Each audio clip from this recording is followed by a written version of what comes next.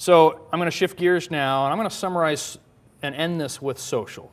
In this case, search and social. Now, these kind of lived in different environments with a little bit of overlap over the last few years. Certainly, as social has become far more prevalent within the industry and us as consumers as we use it not only to interact and to find our old friends or what have you, but to also find out additional forms of information or execute the new word of mouth and ask for advice or offer our advice. So here's the thing. If Google has shifted, and if we use Google as the example since they are responsible for the highest amount of traffic and searches out there, if Google completely shifted the way they access information to include rich content, user-submitted content, it is important that we understand how do we tie those together and really realize how much more overlap and how much more integration is required between pay-per-click ads, what content exists on my website, and what does my audience or what does my community or the people that are searching for my brand have to say about me, whether I'm aware of it or not. Of all these businesses that were surveyed in a recent study, it showed that the majority of business owners, from very savvy within the social space on down to very novice in their levels of awareness of social media and the use for business, they at least all agreed, or the majority of them agreed, that I've got to pay more attention to this now.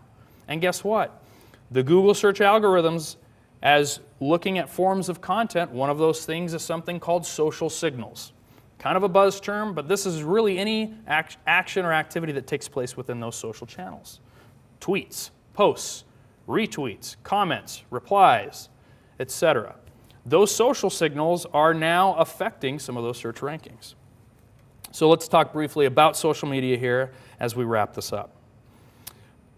There's a lot of social media platforms. We saw in that timeline in the beginning that there are many that we need to be paying attention to. Specifically in this case, let's talk about 4 that we feel most businesses can gain a lot of value from.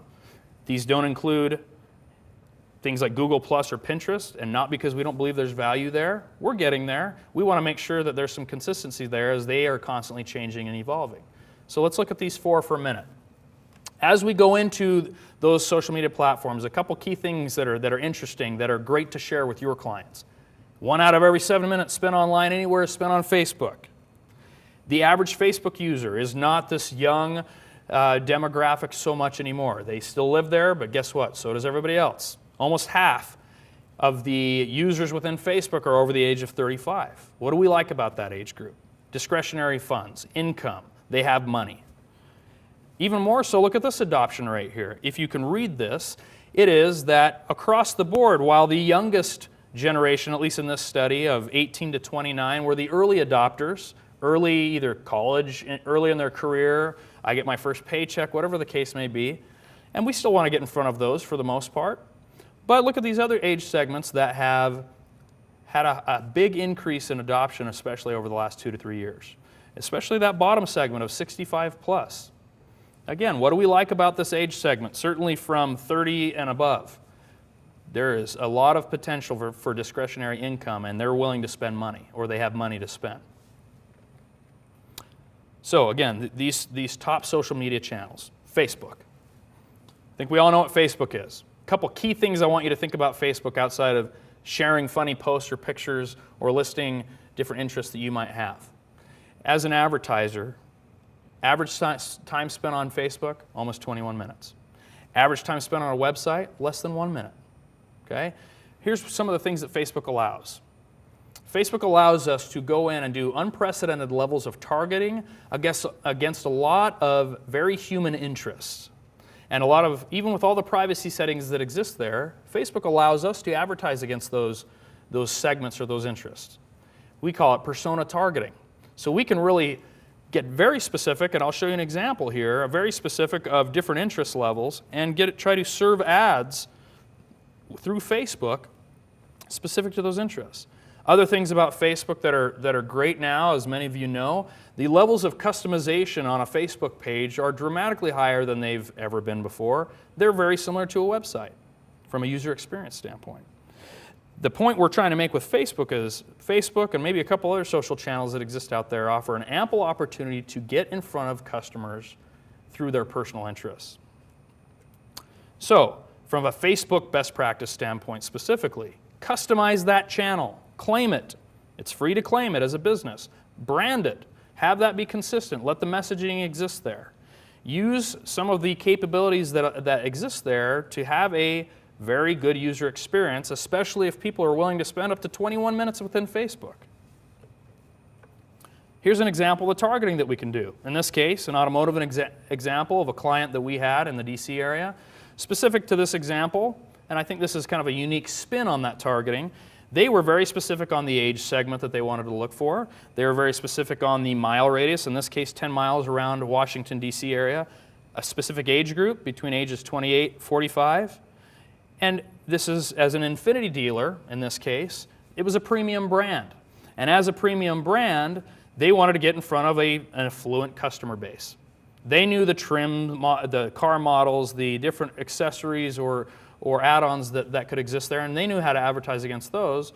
But what was also interesting is Facebook, the insights, the analytics that came from advertising against those very standard, these are our standard customers, also included things like, here are some other interests you might consider advertising for. Complementary things, entrepreneur, Ivy League schools, lawyer, business owner.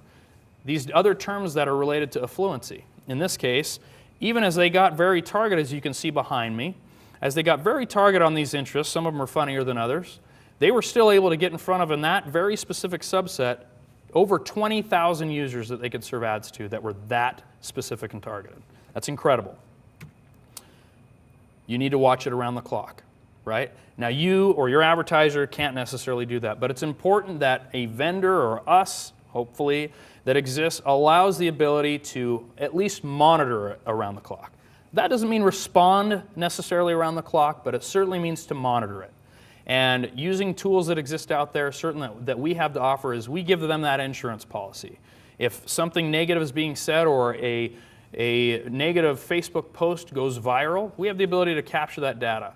Now that might be good, it might be bad, it might be neutral. The idea there is the customer, the client, is actually expecting some type of a response. In the study you see in this pie graph behind me, almost 85% of them either liked it or loved it when somebody responded to either a negative, neutral, or positive comment that they may have posted. So this can be used as customer service. This can be used as a quick PR cleanup, mess up if you're getting in front of somebody who's complaining, or just an opportunity to interact and engage dialogue with your or with our advertisers' customers. Twitter. We love Twitter because Twitter is very real time. It's right now. You can get in front of virtually any trending conversation, and it doesn't even have to be trending. If you want to do search terms, and I'll show you a very brief example, you can look at search terms in a very specific tight-knit area and try to see, hey, what's being said about my business right now? We know that news breaks on Twitter. What's happening right now? Is their perception in the last 24 or 72 hours around my brand? Maybe we want to find that out about our competitors. Twitter allows your ability to go in and look at specific geographies, specific topics, specific products and services that our advertisers might be offering, and see what's being said about them right then and there. So we like Twitter because it allows us to get in front of customers, or our clients to get in front of customers, based on their conversations. YouTube. So in this case, we have YouTube less as a destination, and this is more probably about video. We love YouTube, and we list YouTube because Google owns YouTube, and so YouTube is probably the primary place you want to start if you as a business or an advertiser are uploading video. But here's what's great about YouTube and video in general. YouTube is a channel. Ultimately, it'll be great if you build a lot of traffic to your YouTube site and you get thumbs ups and you get subscribers. But more importantly is YouTube is a facilitator so that we can embed video on a website or within a Facebook page. It allows us a lot of different varieties with which to put that video out in front of people. Video is one of, if not the most engaging and arguably most valuable form of content because of its ability to get in front of people in a limited attention span. And guess what? If it's a good video or a bad video, hopefully business appropriate, people generally speaking, especially men, happen to watch the whole thing or most of it. And the statistics consistently have shown that. So this could include other video channels and maybe should include multiple video channels, and there's others that exist out there. But use YouTube as an example. It's a great place to have the brand listed, have the logo listed, so if people go to the YouTube page, it's still consistent with our client, but use that as a facilitator for video. Going back to the Twitter piece here, a little bit out of order, but specific to Twitter, again, this is an example of how we look at how we look at targeting a specific area on specific products, a geography. Maybe that's the whole country. Maybe that's specific to a small regional area in the United States. Maybe we're focusing purely on Manhattan, Kansas. We obviously want to specify that rather than Manhattan, New York, right? So that we're coming up in those searches that might be related to that. It's something called Twitter listening in the industry. Let's talk for a minute about Foursquare. Now, Foursquare may be the least known, at least of these four that we're talking about today. We like it for a few reasons.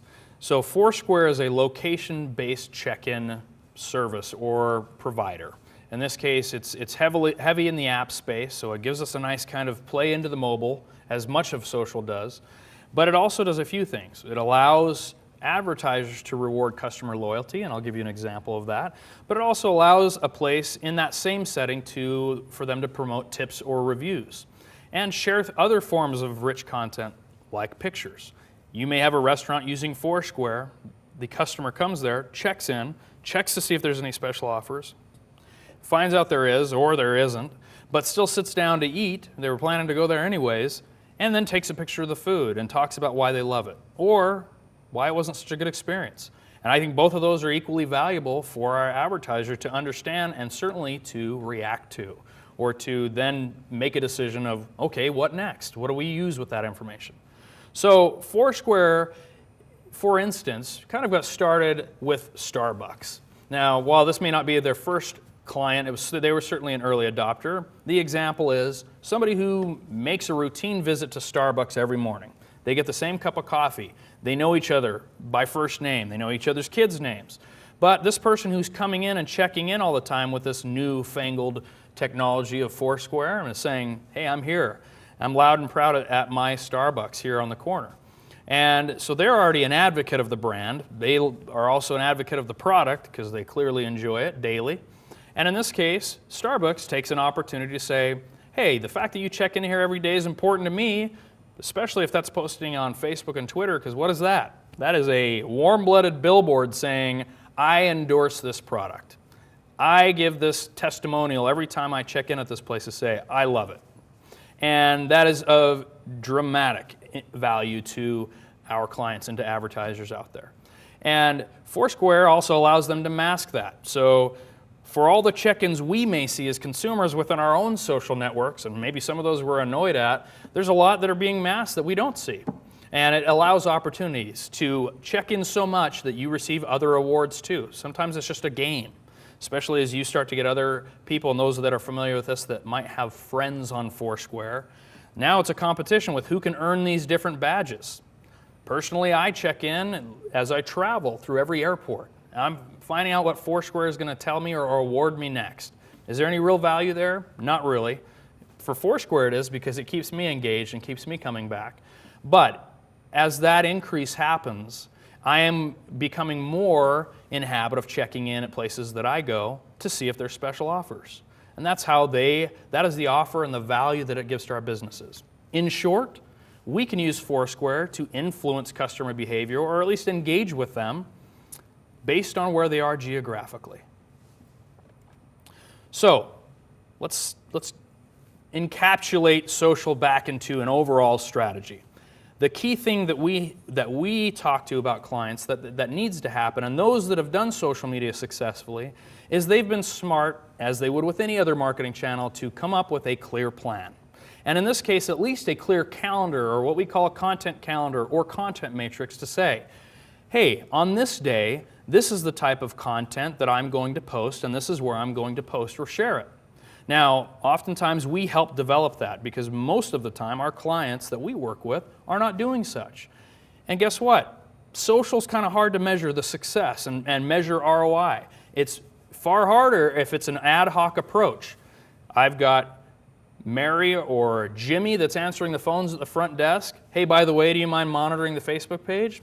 Is that a good social strategy if they have other responsibilities? Probably not.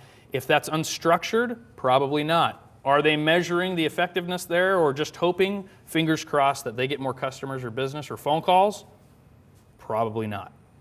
They're not even going that far. So in this case, this allows you to create a structured environment that's organized to effectively use, when we talk of all these types of content, a fairly smaller source of raw content and find creative ways or intelligent ways to break that up with some kind of organization or orchestration to say, this piece of content's going out at this time and we're going to distribute it across these channels.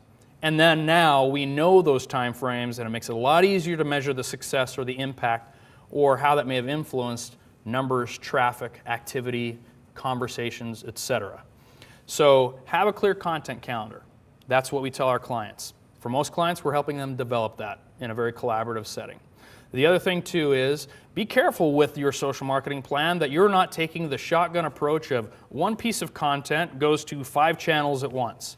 In some cases, from a press release standpoint, that might be very important to do once a month, e-newsletter, what have you. But it becomes a little bit detrimental over time, and it starts to hit on your credibility or our advertisers' credibility if every place the person goes, they're seeing the same information. Chances are they're not going to go to those other channels, and they may just kind of stick on Facebook. While that's not a horrible thing, certainly if we're trying to advertise in those other areas, it might not be a great thing as well. So use a structured content marketing plan, use that to measure success, and also be willing to have that be a working document or a working strategy. So if you see something that works really well, there's a promotion you're running or something seasonal has taken place, then use that and see if you can amplify that, and then again measure the success. Some of those types of things you might be measuring, guess what? Some of those are things we've been talking to clients a lot, and to our clients, customers a lot, and those things might be phone calls. Of course, we love tracked phone calls. Things like form submissions, requests for more information, request a bid, email newsletter sign up. Some of these very successful and consistent digital forms of actions you want to track. But then it starts to get pretty crazy when you start looking at even these 4 social channels. Okay, what is the dollar value of a comment on this video that I posted or of a retweet? Through my content calendar, we tweet this out to our customers, and it's we see enough traction or success there that we see a significant amount of retweets. Obviously, it created some kind of activity we wanted it to. What's the dollar value there? That's kind of the golden question. And guess what? Social, it takes some time to really understand and to be able to answer that. And that's part of how we position it with our customers, that, hey, social, when done right, we can start to see immediate traction and immediate spikes in performance and in audience and whatnot. But over time, you can really start to get a clear picture of how valuable these services are to your organization. Now, if you get really into the weeds on that, and if you as an advertiser are doing all the due diligence, you may get to the point with some level of accuracy to say, hey, guess what? Through this math of this content generated this many likes, and out of those likes, I had this many phone calls, and out of those phone calls, I have this many people that signed the deal. You can do the backwards math. Some of our advertisers have done this. Sometimes we've done that with them to say, hey, generally speaking, a like is worth 17 cents for you. Should we do a like-specific campaign? Or should we increase the like percentage of activity on that content calendar? But guess what? It's not just about the like, as you can see behind me. And this isn't all of them. There's all types of activities that we might start to see. Again, we come back to this. We are doing a huge disservice to our customers, to our clients, and ultimately to their customers if we are not measuring. If we are not being accountable for our work, that's critical insights for us to make sure we're doing what we're supposed to, certainly to brag about high numbers or data that relates to ROI that we want to come back to them about and hopefully get more business out of these advertisers. But the point is, we need to be measuring it regardless, at a high level, and certainly over time, hopefully that becomes far more detailed. And guess what? There's a lot of flexibility with the type of reporting that we can offer back to some of those clients. So it's important that we are at least measuring, and that's the numbers and the data we're using to support our argument of this is the value we bring to you. And this is the value of our activities have offered your customers. And hopefully this is the revenue that's come as a result. Okay, so I want to summarize here. We've talked about a lot of things, and I've rattled off a lot of information here in a short period of time. We want to focus on a couple things. You know, we've talked about how Google's changed how they've done business. Listen, if you haven't done it already, download this and read it. ZMOT, Google's ZMOT, or Zero Moment of Truth. They don't publish books very often. This is free. You can read it on your e-reader, your Kindle, your smartphone, what have you. Print it out. Read it. Look at the new way with which even Google is saying that, hey, this is very specific consumer behavior and we see the shift. And I think we've all seen it. We use this image to show it. Now, while these orbiting circles around that customer or that new customer in the middle can represent any types of forms of media, what we are trying at a philosophical level and then at an operational and a marketing execution level to convey to our customers is it isn't about being in one spot and being the best in that one spot. You do have to be a little bit more of a jack of all trades. Or in this case, you need to be doing and evaluating constantly, am I getting in front of my customers using these different types of media? I know we're missing a bunch. But using the different types of media that exist out there, because that might be the zero moment of truth when they decide to act. We as consumers are far more educated. We go and do a lot more research before we make a decision on our transactions or our interaction with someplace we may be spending money or time. So in this case, read Google ZMOT, challenge your businesses and encourage them to read it so that they understand this isn't a cash grab necessarily for us to come in and say, how much money can we get out of you? I think we all want to see that kind of bottom line and that kind of compensation. However, it is important that we have a different level of sophistication with how we are talking to our clients about these services to say, it is important that you exist in multiple areas. And if we can measure that, we can really get a good idea of where your customers come to find you. It's a shift in thinking, and it's a constant cycle. So as we narrow down those channels that make the most sense to our clients and their marketing efforts, is that enables us to get into a rhythm of targeting, of engaging, of converting, and taking the intelligence that we gather along the way to make each component that much stronger or each component that much more efficient over time. And ultimately, that's how we partner with our clients now, rather than just have a vendor relationship as a media company. So it's important that we also talk to them, not just that the consumer journey has changed, but it has for the advertiser as well. In this little roadmap, I won't spend a whole lot of time at it, but we like to say, hey, here's a challenge. We want to challenge the way of thinking a little bit. If the idea is we're trying to send a lot of traffic to a website or a central web presence, make sure it's optimized. Now, in that simultaneous process of, is this optimized? I'm looking at Google Web Analytics or what have you. Here's some of the terms or the products or services people seem to be the most attracted to. Guess what? That can really help you to validate what kind of keywords you might want to bid on in the paid side, even paid ads within Facebook. And hopefully you're using one to understand the other one better.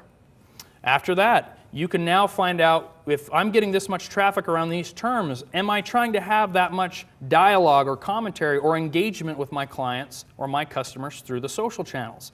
So take some of that very specific data on traffic and now start to put that in front of people to see if how much are they willing to talk about it? Can I dig in deeper? What do you like best about our company? If you could change anything about this product, what would it be? Or just say, we just want to take a moment to tell you, we love you, right? So social channels can do a great piece there. And over time, when you see the levels of engagement, what types of things they like to have dialogue about, certainly the types of things they like to search for, man, when we get into these other valuable services that we offer, like display, like behavioral targeting, like email services, we can get very clean on the type of messaging we want to go through and that we want to make sure is being conveyed about our clients' businesses. Now, in this case, it's a cycle here too. So this is the advertiser journey to say, you can use one to make the next one better. It takes some time, it takes some diligence, it's a strategic approach, but ultimately it helps us to win those long-term relationships with our clients if we can speak to and believe in this level of value and this level of service for our audience. And lastly, if we could summarize all this into two things, it's still have the commercial control of the voice, buy this, drive this, try this on, ask us this, but also empower our customers and maintain the balance of power of our clients' customers to say, but don't just take our word for it too. Here's what our audience has to say about us. Find that balance. If it's too lopsided in one direction or the other, it can ultimately derail entire marketing strategic campaigns and efforts. That we become smarter and more intelligent as this new media team that exists, and collectively we work together to affect the type of change, performance, results, and revenue that we want to see. Thank you for your time, and we hope to hear from you soon.